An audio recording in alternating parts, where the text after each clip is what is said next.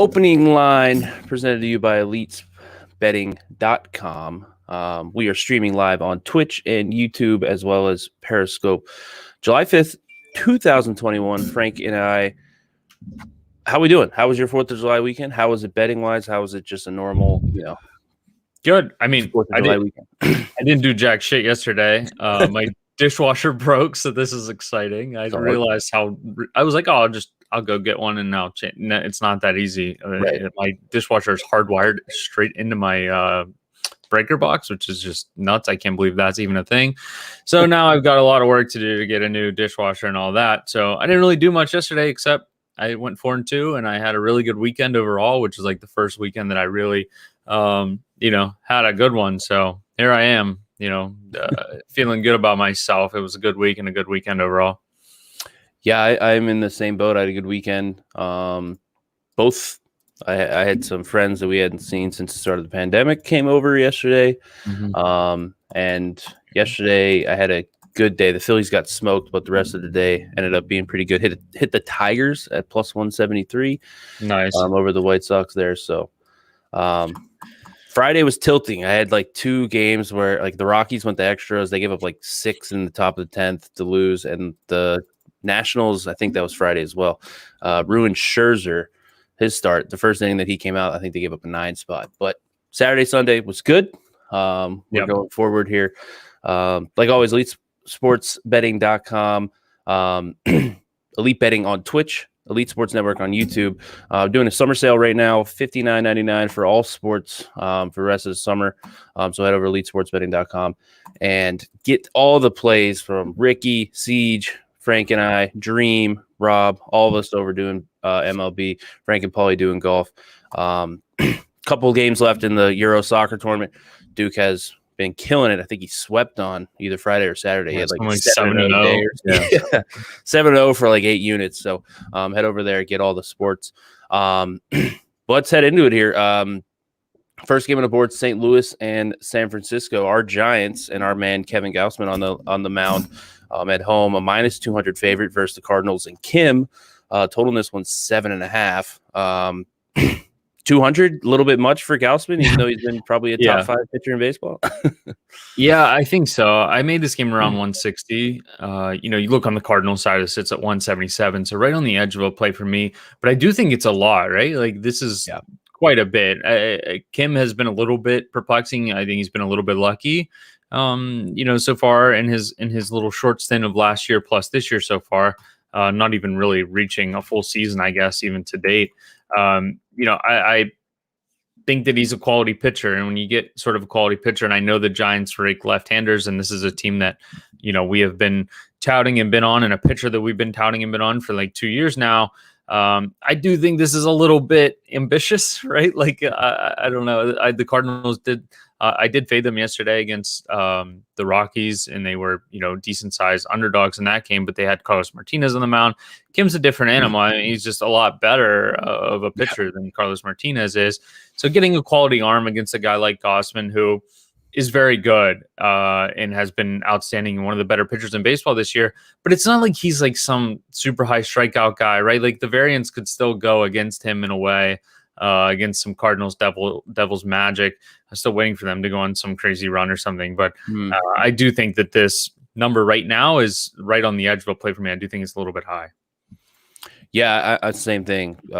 Kim's been kind of difficult to figure out. This line in the last hour has shot up. San Francisco is catching some money, but they've kind of been the team. We've been high on them, but like market's starting to really like them. Their offense, they're kind of like, they kind of remind me of like the Rays in a sense that their offense, like there's not a lot of guys that like get you really excited, not a lot of big name guys or anything, but like up and down, they just got guys that, for lack of a better way of saying it, like they do their job. They put in runs, definitely like against lefties. They absolutely mash lefties. So, and it's like a different guy every night. That's like the thing. It's like somebody else every night. And, Gausman pitching in that park, 168 ERA, 269 expected, 266 FIP. I mean, all these numbers are outstanding. Yeah.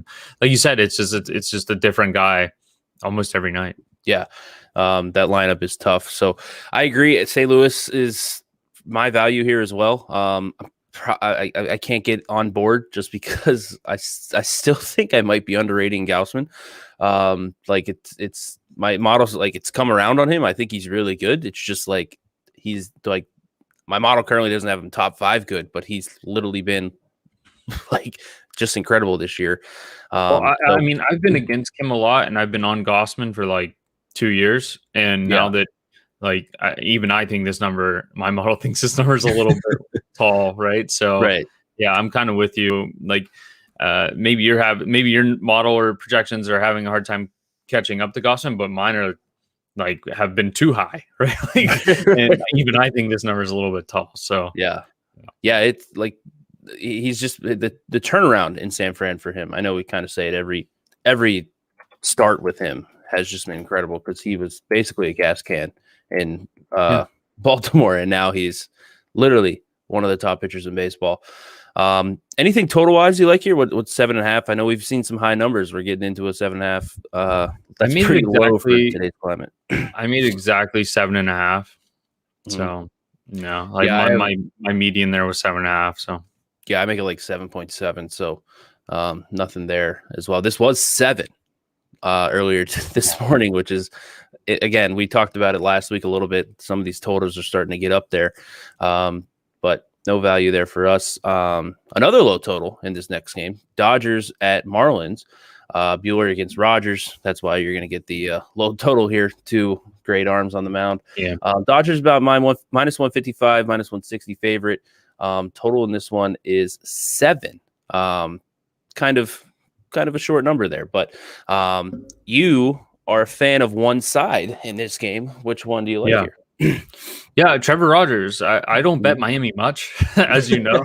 I've actually faded Rogers and Pablo Lopez a lot when they have better pitchers on the mound. I think that they're kind of overvalued, right? Because the offense just isn't any good.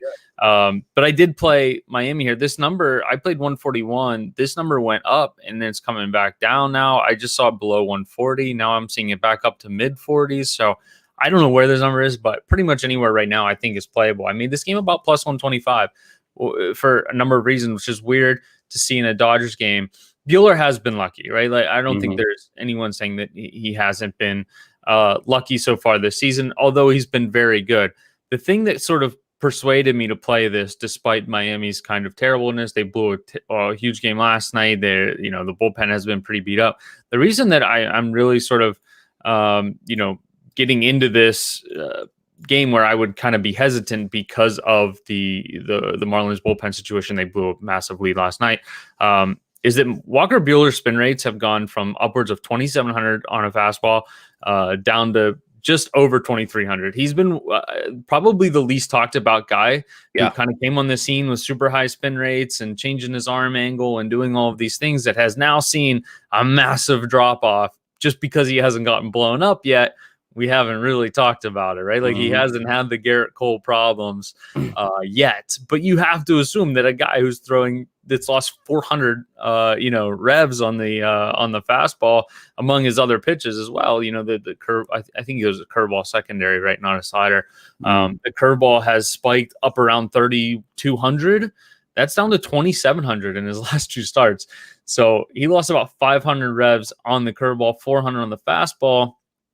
I'm not necessarily taking that into direct account, but adding all of those things up, plus how good Rogers has been without the spin drop off, I do like the Marlins here as big dogs at home, and partially because home field advantage is back. We're seeing about a 5.5% advantage to home team, so this is quite a big number. I would be hard pressed to see like if the Dodgers in the same game were at home, would they really be like 200 plus or the Marlins, I guess, would be like plus 210 or something like that crazy. I don't see that. I think this game's closer to like plus 125. So I did play the Marlins here. Yeah, I lean that way as well. Didn't get quite enough of a number. I needed a little bit over 150 to get there. But I do think that the side here is the Marlins. You're overpaying for the Dodgers if you're hopping on that side right now.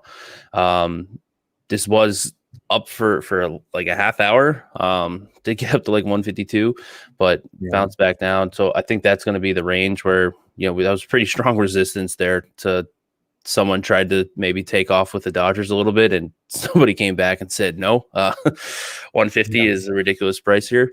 But yeah, Trevor Rogers, like I know he plays on the Marlins, and the Marlins basically stink, but like he doesn't really get talked about too much. Like, you know, there's no reason to talk about the Marlins because, you know, they're not making the playoffs this year. I know they made the run last year, but 2.14 ERA this year. His xRA is 2.97. You know, FIP 2.61. Like everything across the board for him is good. The strikeouts, the walks are good. You know, he doesn't get hit hard. He doesn't give up barrels. Like it's literally, I keep going down the line, looking at everything that he does. He's fantastic. Like I think the craziest part about this is we're both from, you know, the Pittsburgh area, and we're both Pirates fans, and we've seen this team kind of harp on the idea of like, oh, these guys need to pitch in the minors to get better and, you know, to work their way up and to be ready. It's kind of like, I don't know that this is a fallacy, but I'll assume that it is the quarterback sitting for a year fallacy.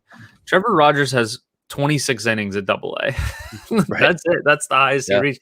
Now, you know, the season, you know, last season, maybe they kind of forced him in because there wasn't a minor league season, but he made 7 starts for them last year. Was super high walks, super high strikeouts, of course, gave up a ton of homers, but the numbers were the peripherals are really good, right? We're like, okay, this guy could be really good. And he comes out this year and is just dynamite right away. But I do find it interesting, that sort of fallacy of, you know, oh, we need to keep guys in the minors. We know why the Pirates are doing it, right? It's a money thing. But, you know, it is interesting because we've seen a number of pitchers, especially because of the last minor league season getting canceled. We've seen a number of pitchers over the last 2 seasons have single A, double A experience, and they come up and they shove. So I would imagine that's a little bit of a fallacy, but Trevor Rogers certainly one of those guys. Yeah, and that might be something that the COVID year, the pandemic, might change for teams as they see guys not have AAA experience, not have much AA experience, still do well. Maybe change things going forward. But I'm with you. I think Rogers and the Marlins have the value here. I know when you bet the Marlins, you always have a chance of losing 2-0 because the offense is kind of beat up. You basically need to run in some home runs, but still some names. Marte, Aguilar, Duvall can get some stuff going there. So Marlins for Frank plus 141. That number is still out there.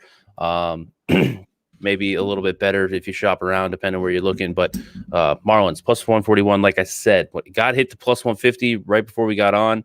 It came right back down. So I can't imagine you're going to get much better price than what's out there right now. So hop on it quick. Braves at Pirates. Our boy Max Fried on the mound. Is he still undervalued at this point in the season as a minus 185? Minus 185. Favorite on the road in Pittsburgh against Chase DeYoung. Total in this game is 9. Pretty even juice there. You think Fried has value? I know you've been big proponent because he had that unlucky start and he's been a little undervalued so far. Yeah, he's had those 3 bad starts beginning of the season, and since then he's pitched to something like a 250 ERA. Right. So he seems fine to me, and I thought he was fine even going into that. You know, looking at Fried's peripherals, even, you know, that sort of include those numbers from the early on in the season, 392 FIP, 446 ERA or expected ERA. Kind of look at his career numbers, 364 ERA, 373 FIP. So including those numbers in, I think that's about what he is. I think that's about what he's going to be. You know, as he sort of continues, we're going to see that trend go forward. We're seeing in ERA in the low 4s. He's probably a mid to high 3s pitcher, I would say overall. Certainly on a good run here. I do have a little bit of value on the Pirates, but I've kind of been playing on Chase DeYoung. Steamer makes him about a 486 pitcher, and I don't know that he is. 565 ERA, 521 FIP. So he gives up a lot of homers. He doesn't strike anyone out. He has above average walks. Well, slightly below average strikeouts, slightly above average walks. But 11% barrels, 44% hard hit. Like nothing's really going that well for Chase DeYoung. This guy is literally thrown out on the field to lose games to ensure a good pick for the Pirates, right? Yeah. So I do have a little bit of value on the Pirates. That being said, I did play the over here at 8.5 at a decently high vig. I think it was like minus 121 earlier. I can actually check to see what that number is now. It's up to 9 minus 108. Yeah, that's sort of the issue, right? Like I don't know that I would really play that anymore. maybe. It's maybe still playable. I made this game like almost 10. Mostly because I do think the Pirates lineup is underrated, and I said that, and then they scored 2 runs in Coors Field for over 3 games. But I do think they're slightly underrated in terms of hitting, because you look, like we've said 100 times, you look at the top of the lineup, they have guys that can produce. They certainly have guys that can produce against left-handed pitching, and I do think they'll score 3 to 4 runs in this game. And if they do that, I know the Braves are going to put up like 6. So I do like some over. Maybe you could get involved in some Braves team total over, but I would imagine that number is going to be like 5.5, maybe juiced to the over, right? So I just played the full game over. The Braves are traveling after a couple long games against Miami, so hopefully that bullpen kind of wears on as well. Yeah, I agree. I think over has value there as well. DeYoung is interesting because he I don't really know what to make of him. Like he had a huge velocity increase back a couple years ago, and he looked a little bit better without the velocity. Like I don't know. I know it's again super small sample size here, but he's always been an extreme fly ball pitcher. But like his hard hit rates, never exceeded, again, super small sample, like 17 and 18. He never got higher than 33%, and now he's up to 44. Like you said, the barrel rate's at 11. That's not going to play anywhere. So I'm with you. I think that over is value. I have a little value on the Pirates, but I don't know if I'm, Chase DeYoung hasn't been around much, and I don't really know what to make of him because he's been so bad. The strikeouts aren't there. His walks, for how many guys, how little the strikeouts are too high. Everything is just bad. Like I said with Trevor Rogers, like I keep looking through every list and it's good. Like I look through Chase Young and I'm like, there's not one thing that I'm excited about here. So yeah, that number at 8.5 was going to be short-lived for sure. Definitely because, like you said, the Pirates offense can hit. Adam Frazier's getting a ton of trade looks. Like he's basically not going to be in a Pirates uniform over the next month, I'd imagine. Yeah. And then you got Hayes, Reynolds, Stallings, even Gammel's been decent. That top 5, like we've said all year, that top 5's, not something to look past. Phil Evans is like a decent major league hitter, like the problem is they have 4 pitchers. Right. That's what right. Yeah, the Pirates will be interesting here after probably Rich Rod will go. Maybe another bullpen arm will go as well. And Frazier, if he goes out, we'll see who else they kind of ship off to see. Stallings might go, man. He's got to have the most value on that team. Right. And Frazier, I mean, I know the White Sox are starting to, because they were looking for Eduardo Escobar, and then that deal fell through. So Frazier's going to be a pretty solid haul because he's there. But what's funny, I don't know if you saw this, there's a quote about like Frazier was talking about, I don't worry about trying to hit home runs. I'm just trying to slap the ball, like all this stuff. And a Pittsburgh, I can't remember which one, beat reporter said like Adam Frazier doesn't care about your launch angle. So I looked it up. Adam Frazier has a career high launch angle this year. So I was laughing. I mean, Adam Frazier's not that type of hitter at all. Like I'm not saying that he is. Like he's doing what he does best. But like it was just funny that he has a career high launch angle in his obviously career year here. But it's interesting to see what we get out of the Pirates. Frank's on the over there, 8.5 at -121 total. It has moved up to 9. You said you would or would not at 9, kind of even juice. Get involved. You can get like -105 inside of -110. Yeah, I know that some shops have that right now, but not everywhere has it. So I will say that there is some value there on that over a little bit, but much less than what it was at 8.5. Yeah. Next game, Milwaukee at New York Mets. Brandon Woodruff on the mound. Tyler Miguel, I don't know how to pronounce his name. Going for the Mets. Michel. Is it really that? No. Maybe. I don't know. I have no idea. I was like, I never in a million years would have got that. I haven't watched one of his starts yet, so I haven't heard him talked about. Woodruff, -130 on the road here. Total in this one 7.5 with some heavy juice towards the under, or you could get a 7 with some heavy juice to the over here, depending where you're shopping. Any play on Woodruff in New York this evening? No, I was just looking at Miguel on this 30% K so far, pretty damn good. Yeah.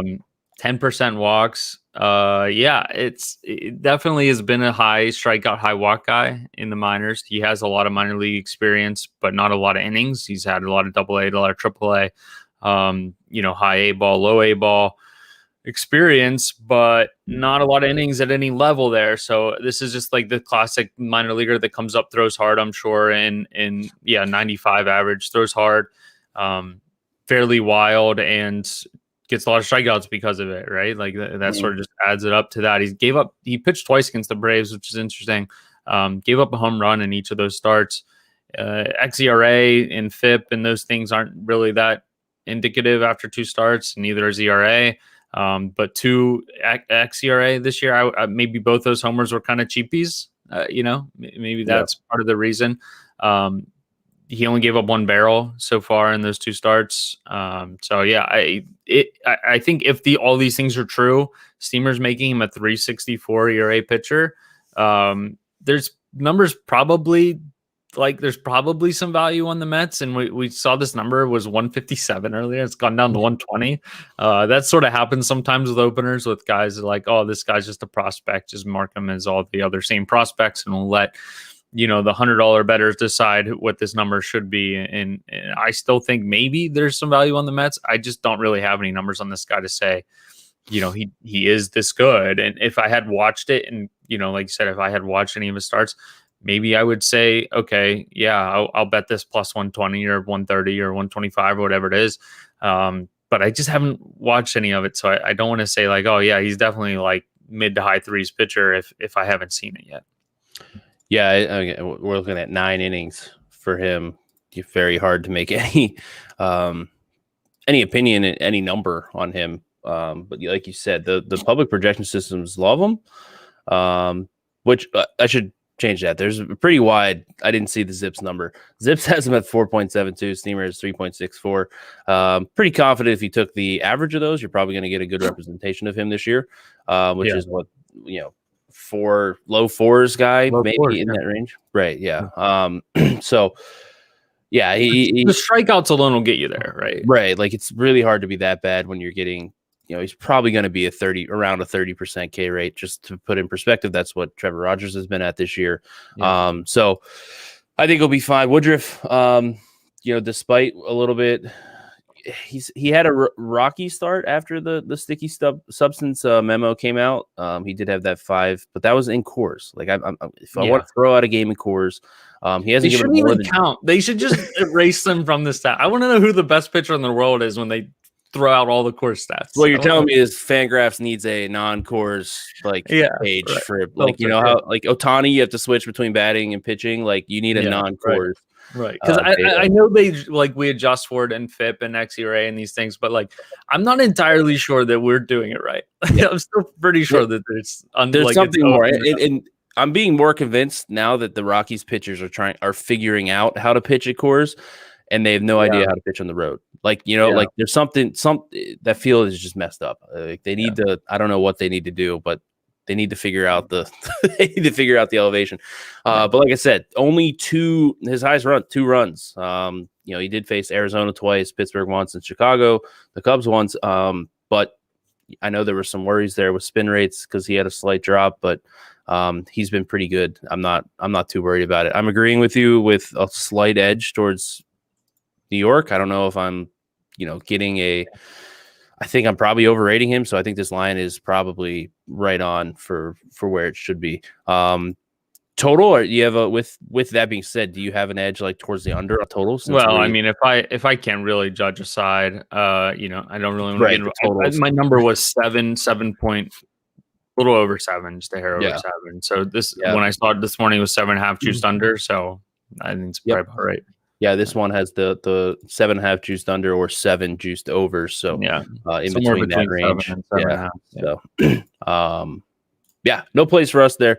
We'll see how Miguel. I don't know if that's how you say it, but we'll see. I feel like I have to say that with like French accent. I don't know what's going on. But yeah, we'll see how he goes going forward, as we only have 9 innings on him. Phillies at Cubs. Matt Moore on the mound for the Phillies. Zach Davies on the mound for the Cubs. Some places we're seeing a total open up now across. When we started, it wasn't. We're seeing an 11 out there. 11, if you don't know, Wrigley. I was certain I was playing over here. I was certain. The wind is blowing straight out in Wrigley today. That's why you're seeing that such a big number. It's pretty common if you're looking and you don't have a total up there yet. If you're looking at your sports book, basically they don't release Cubs totals until like 9-10 o'clock the day of to get a better view on the wind, because Wrigley has the most drastic wind tunnel, I guess, if you want to call it that. But Cubs minus 130, and we're seeing a total of 11 in this one. Any value here for you, side or total? I lean towards Philly, but like you won't. If I bet Matt Moore, you might as well just find me dead in a ditch. This guy shouldn't have been playing Major League Baseball for like, the last 10 years, and he's still out there somehow for Philly, who does need starter help, obviously, if Matt Moore's pitching for them. It's going to be 90 degrees and humid and wind blowing dead out the center at 15 miles per hour. Like, there's probably still value on this over. Like, we see this all the time. Right. They just really can't open it high enough. Matt Moore's going to get lit up. Zach Davies should get lit up. Like, neither of these guys miss bats. The hitters, and I think an underrated thing here is like the hitters know the wind's blowing out. Like, I don't know. Yeah. Know if you adjust this, but I would assume that hitters, I mean, we talked about it all the time in college, like, hey, wind's blowing hard out the right, like, let's try to throw some balls that way, or the right fielder looks a little shaky with the wind, like, let's try to drive the ball that way. I would imagine that professional hitters are also thinking like, wow, this wind's blowing out, I need to get this ball in the air. And both these guys can give up some dingers. So yeah, it's probably you're probably still going to see some over money coming in. That being said, I'm just really not going to play in any games that have Matt Moore in them. Yeah, the interesting part, I remember more drastic in regards to if the wind was blowing in, like what you were saying about how, like, you try to, like, oh, the wind's blowing out the right. Like, our home field in college was kind of a wind tunnel to right field. Unfortunately, we didn't have that many lefties, so it didn't really benefit us that much. But if the wind was like blowing in a ton, like, basically if you hit a fly ball, like, even if you got all of it, there's some times where literally it'll land 20 feet short of the fence. Like, so I do believe that there is a little bit of like psychology there. Like, okay, if we get the ball up in the air and these guys aren't going to be like giving us swing and miss stuff, like, let's try to get it up in the air and try to hit some home runs here. But like you said, Davies finally, he's finally regressing. He wasn't giving up homers. He was kind of like scaring me for a little bit. Were we missing something? And he's just a candidate for like blow-ups. Like, he did have the eight runs against the Marlins in 6 innings, so it's not that bad. But he has this, like, I don't know what it is. Like, he has this ability to go out and throw like 6 innings, like 2 runs or less, but then also give up like 5 runs in 3 innings. Like, it's while pitching like to a similar walk to strikeout ratio. Like, he doesn't really make sense. He gets hit kind of hard too. It's not like he's like earlier in his career he was a guy that didn't get hit hard at all, but now he's given up some barrels. He's given up hard hit balls. Like, this, you couldn't pay me to play the under. I wouldn't free roll an under in this game. No. Like, I make this like 10.8 at this number, so no value for me. But like, even if it was like 10.1, I'd be like, nope, all right, I'm good. Yeah, I'm missing something there. Both of these pitchers are bad, and both of these lineups can hit the ball out of the park. Like, there's guys that are going to getting hot, man. Right, they're going to be trying to lift the ball. Like you said, and that wind is blowing straight out it's right now projected for 14 miles per hour with the 88 degrees in Chicago tonight. And when this happens in this park, for some reason, it's disproportionate to other parks that have like, if you have a 15 mile an hour wind in Oakland, it's probably it's pretty close to negligible. But when it happens here, it's amplified. It might as well be a 30 mile per hour wind. You're going to see routine fly balls go out of the park today. Yeah, it's that, again, like I said when I started, this is why we see some totals not get opened for Cubs game until the morning of, because this wind could switch, and if it was blowing in, this total would probably be like 7.5, 8. Like, even with these, maybe not that low with these pitchers, but like, you just can't hit the ball out of the park when it's blowing in. But like Frank said, pop-ups will leave the park today. in Chicago with Matt Moore and Zach Davies on the mound. What's up, Josh? Hope your weekend was good, buddy. Yeah. Washington and San Diego's, I think both pitchers are unknown. So that game is off the board. We'll skip that one. Game we're both interested in here, White Sox and Twins. Cease against Ober. White Sox a -112 favorite on the road in Minnesota. Total is 10 juice to the over. Dylan Cease, a guy that I was kind of talking about how against good lineups, he was really struggling this year. If you go back through his game log, good lineups, he did not pitch well. Bad lineups, he pitches really well. And he's also had some spin rate issues. So any side you like here in this one? Yeah, I played the Twins. I don't want to get overly analytical on like Cease or Ober because I do think right now they're a little bit too kind of unknowns. I think even before the June 3rd memo or whatever it was, I do think that Cease was still a little bit of an unknown, kind of because of the reason you're saying, like he'd pitch against good lineups to give up 5 runs, and then against bad lineups he'd be like 11 Ks, 1 walk, no runs. And I watched him pitch against Pittsburgh, and this was I'm pretty sure it was post June 3rd. I think it was 2 starts ago, maybe. And he wasn't very good. He wasn't very sharp. And even Pittsburgh was kind of having a lot of success. I think they only scored 2 runs, but they had guys on every inning. And then he pitched against he pitched against Ober in his last start. So just like I said, not to get overly analytical, I think Ober's definitely a prospect that we're both high on. He has high Ks and low walks. That doesn't really happen for prospects. So even if he does get hit hard, I don't really care. He's like 6'9". So that's going to cause problems for hitters because that downward angle on the fastball is really hard to adjust for. But all that being said, this number was +110 with Minnesota on the road at the White Sox a week ago. Not even a week ago, 5-6 days ago. So flipping home field here, this number hypothetically should be -130. The Twins lost that game 13-3. Yeah. But is that really worth like 4%? Because what's more predictive here, the market when it closed last week or the game results, right? And now that we know that Cease has lost a ton of spin rate, this number just on the mark where the market closed last time is way too much, right? Like there's no way to that's like I mentioned earlier, the home field was like 5.5%.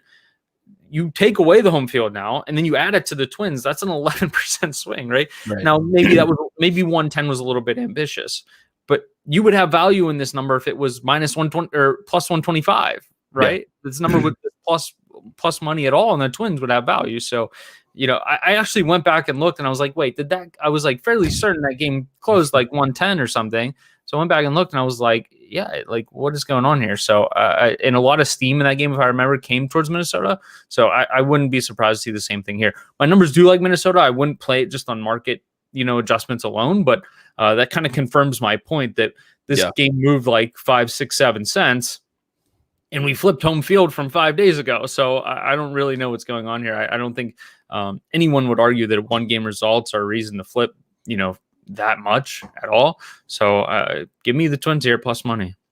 Yeah, I think Donaldson he's questionable. He's probably not going to play today.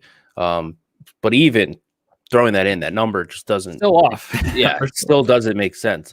But I'm with you. Cease is, like I said, the big thing for me is against these good lineups, he struggled. Even against last start, 2 runs in 6 innings against the Twins. He did give up 2 home runs. He walked 3 as well. He only gave up 3 hits. BABIP of 091. So a little bit of luck there. Now the exit velocity was pretty good as well, but 3 walks. If a couple of those hits go the other way with those home runs, all of a sudden that might have been a 6 inning 4-run start or 5-run start. So again, even without Donaldson, I think the Twins lineup is still pretty solid today. When you still have Nelson Cruz and Blanco hitting in the 3-4 spots, that's like Nelson Cruz just keeps hitting into his 40s. Like he's not slowing down at all. But Ober, his problem's been home runs. Now he's going up against a lineup, yes, that can hit home runs. I'm aware of that, but I don't think these pitchers are all that different. Cease, I think, is probably better. But like the public, you want to look at the public projection system, Cease is like a low to mid 4s pitcher. And you look at Ober, and he's a little bit higher, but you're getting the Twins at home.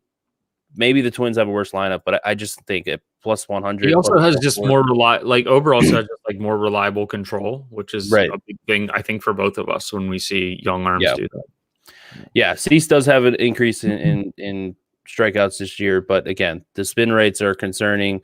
Like I think you said earlier, I don't really have a way of throwing the spin rates into my model. I'm just going off of how they're going with it, but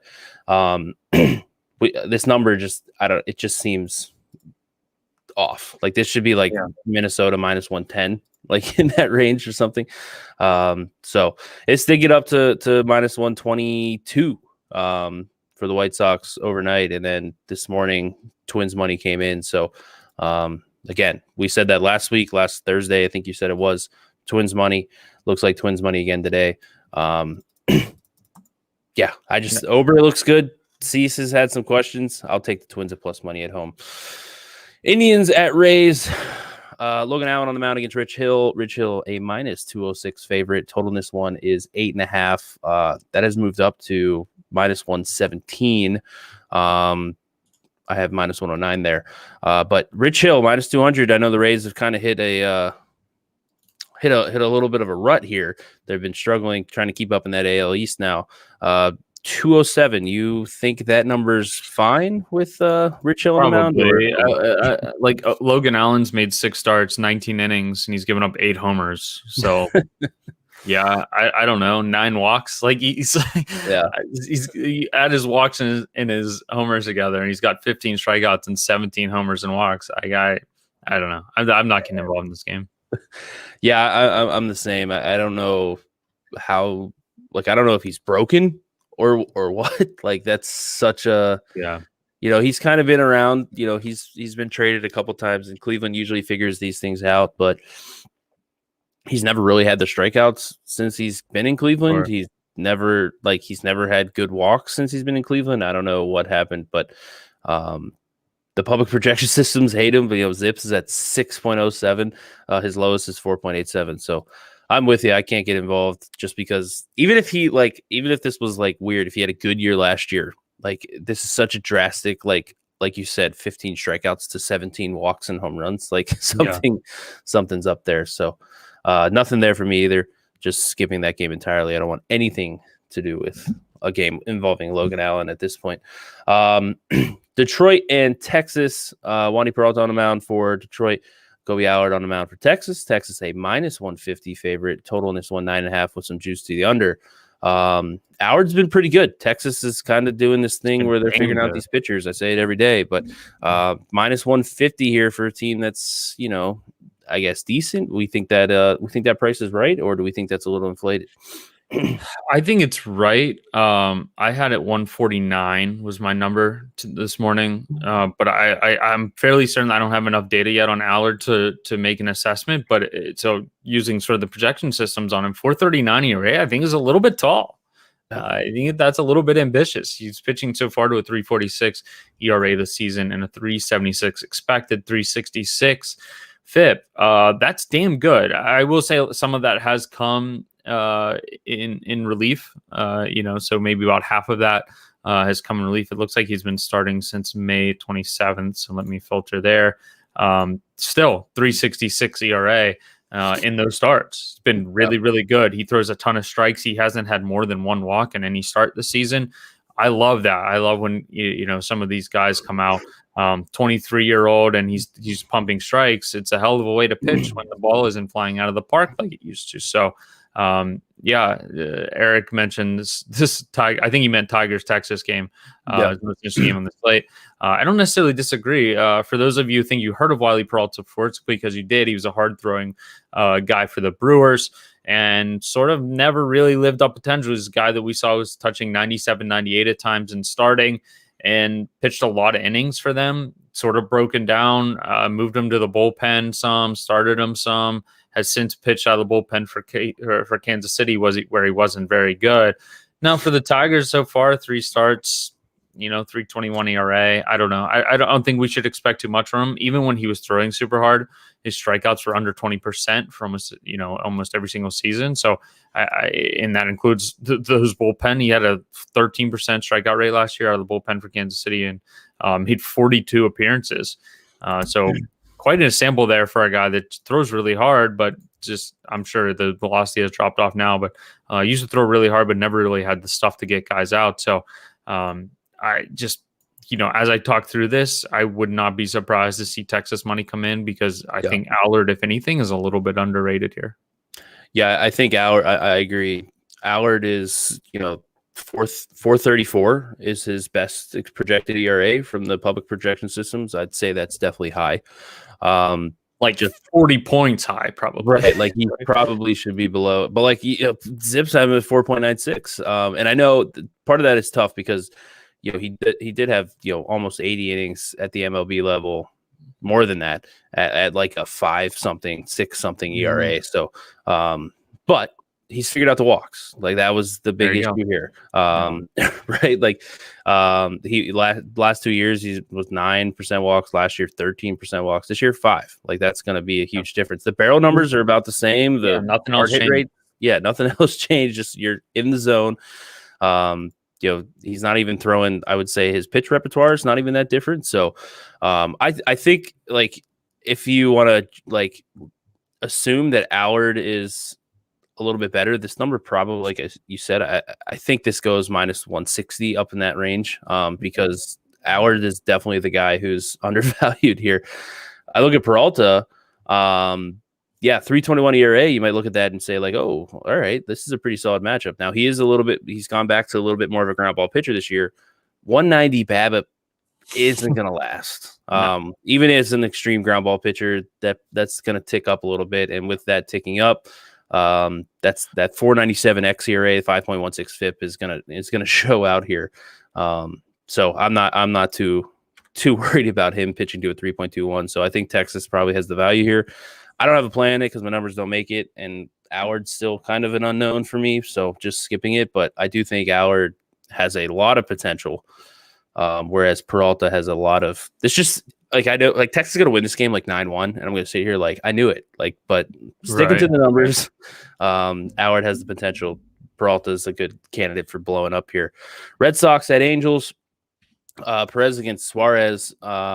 Game's pretty even, minus 105, minus 108, wherever you're looking, both sides. Total in this game is 10. Pretty even juice there as well. Anything you like in this one between these two? No. I mean, I lean towards the Angels. I've been kind of fadey on Boston recently. I think they're getting a little bit too much respect now, a little bit, but Suarez has made 9 appearances all out of the bullpen. He did throw 5 1/3 against the Yankees and was pretty good. Gave up 1 solo homer, 5 Ks, 1 walk. I noticed his velocity ticked up a little bit. He sort of added a changeup that's been very good.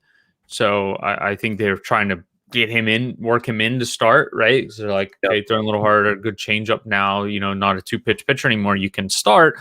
So I don't know, maybe a little bit of value on the Angels if you think all of those things are true. I still think both these teams get around 5 runs. I made the total 10, and that's what's sort of out there. So another high-scoring game, it looks like, for Boston.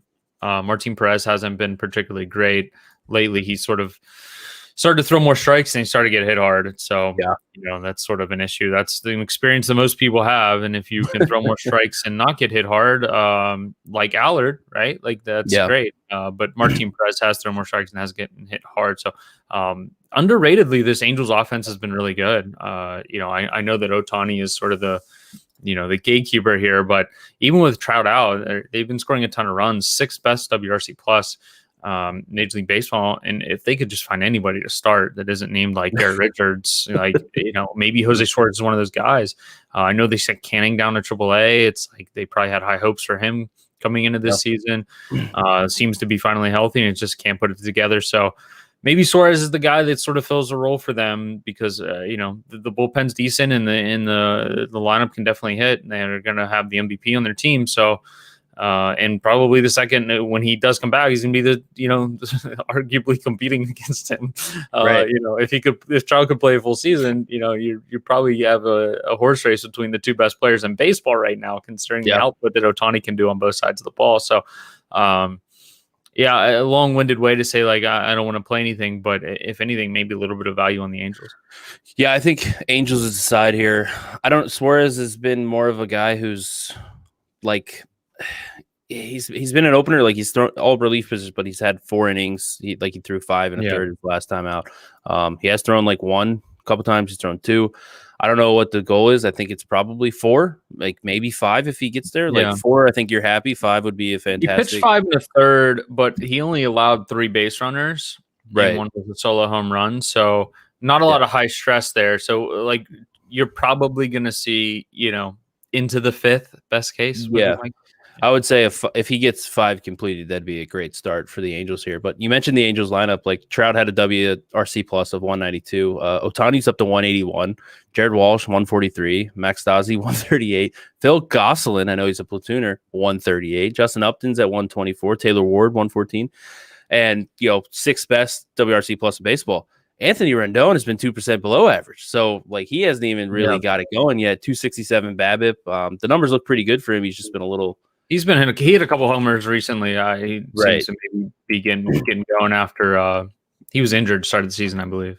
Yeah, he just hasn't. But Stassi and like we talked about Walsh, like remember the days of when Albert Pujols was playing above him to start the year, and we're like, people were pissed that they got rid of Pujols. Like, oh, he's gonna, Yeah. We were literally sitting here. You can go back and look at the clips from the early in the season. Like, put Jared Walsh at first base and get Pujols on the bench. Like, get him out of here.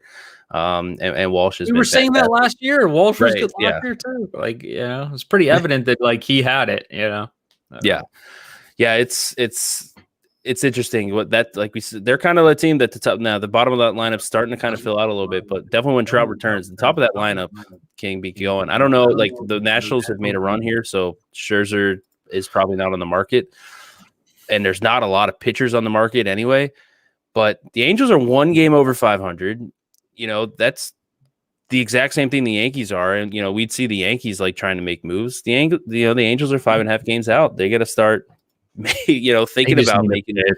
They had no pitchers, none. Like Griffin Canning is probably the most disappointing one because he had some promise and he's just been so bad this year. But like Bundy has been, unlucky / bad. Like, everything that's gone wrong with the pitchers has really gone wrong with their pitchers this year. They need to figure that out for the run here as the trade deadline approaches. Last game on the board: Cincinnati and Kansas City. Gutierrez versus Minor minus 117. In Kansas City tonight. Total in this game is 10 for 2 pitchers that we kind of enjoy. 10 does seem a bit high, but I'm not showing any value on the total there. So I was surprised. I thought I was going to like the under, and I made it exactly 10. 9.98 was my number. So I don't know the reason for that. I really don't. I guess because the better pitchers facing the better lineup, perhaps, and we know that Gutierrez projects pretty poorly, but I do think if he can control the walks at some point in his career, he'll be very good. He literally just needs to throw more strikes. His stuff is very good. I've watched him pitch a couple of times. But yeah, the anticlimactic way to say it, I made this game 120. I made the total 10. So I think this number's about right. Yeah, I made this Kansas City minus 114. I made the total 10 as well. I was absolutely shocked, like you said, that I was not on the under. Just looking at both these pitchers, because Minor, he's pitching to a 5.33 ERA. He's been unlucky, 4.11 xERA, 4.2 FIP. And we talked about Gutierrez, like 4.93 ERA. His xERA is 4.68. Now, I know his FIP is high. And again, it's the walk, so 11.2 walk rate, but he doesn't get hit that hard. And like the public projection systems, his best one's 5.18. That just seems high. I think he's better. So maybe I guess maybe we're saying like we like these 2 pitchers, but they're still not good. Maybe that's why it's 10. Like, they're not good pitchers. I mean, Minor's probably average and Gutierrez is below average. He's just better than what the public projection systems, at least in our eyes. Yeah. So far. And I think going forward, he will be. Yeah. If he figures out the walks. The Reds watch have hit out. some pretty good pitchers recently. I mean, they got to Musgrove. They're hitting, like, Votto's starting to hit some home runs, and Castellanos is always good. So, Winker has been outstanding this year. Not as good lately, but this lineup can hit a little bit. So, and Kansas City, in all honesty, given their like analytical approach, they can hit for some power too. Like, this team can actually bop some homers. I know Sal Perez is doing really well in that department this year. I believe he said he's doing the home run derby, right? So I don't know. I think that's all I know what is Trevor Story is, and it's in Colorado, so balls are just going to absolutely be murdered. Yeah, so like both these teams can definitely hit for power. So maybe the upper end of our tail of outcomes here is probably quite high, given the fact that we could see some homers here. I'd imagine it's pretty hot down there as well, as it's kind of just hot and humid on the East Coast in general. Yeah, the 87, no wind, but 87 tonight in Kansas City. That Reds lineup 9th in WRC plus this year. The Royals lineup, like you said, they hit for power. It's really just the top guys. It's another one of the, like, this is kind of what the issue is. If you're bad, like, your top of your lineup's pretty solid, and then the bottom is just poor. So that's the issue. If Gutierrez, he has been hit for some home runs this year. We'll see if he can limit that from the Kansas City offense. All right, best bet. What are you going with? Twins. I mean, I like them anyway, and even if I threw out the game from last week, it's kind of a blessing that was 13-3 for me, because given the fact that they're still plus money when they were plus 110 on the road with the same pitching matchup. Yeah, Donaldson might be out, but that's 2 or 3% difference.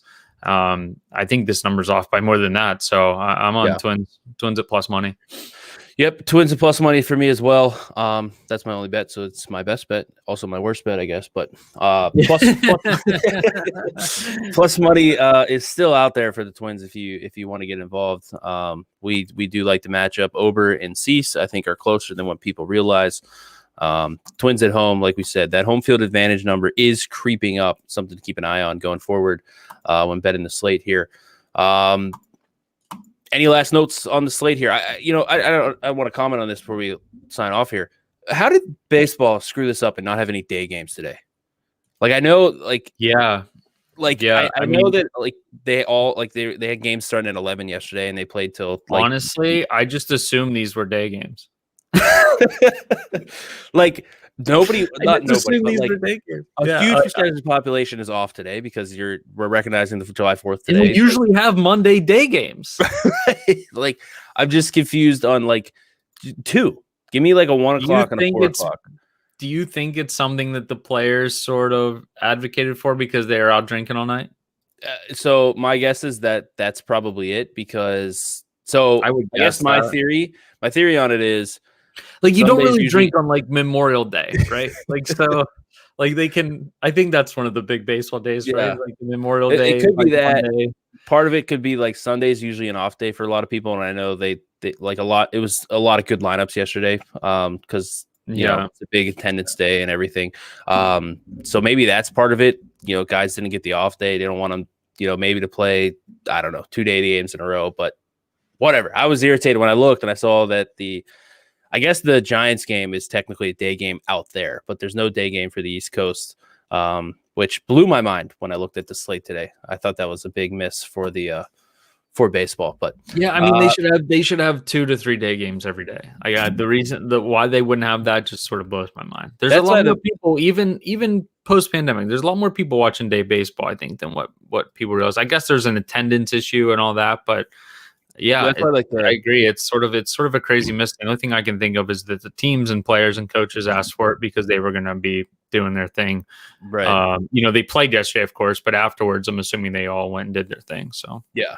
The Cubs usually play more day games than anybody to keep that tradition, because Wrigley didn't have lights until whenever. But a day like today, there should have been at least one.